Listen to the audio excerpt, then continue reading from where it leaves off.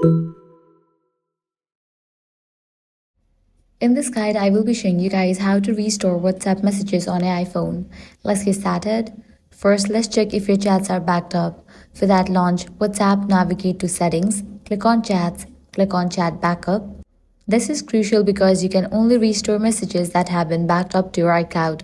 Make sure the last backup is recent. Or what you can do is click on the option Backup Now. Once you do this, close this, launch your Settings. Now click on the Apple ID given at the very top. Now click on the option iCloud, then click on See All. Scroll all the way down. Here you're going to find the app WhatsApp. Make sure you have enabled for this option.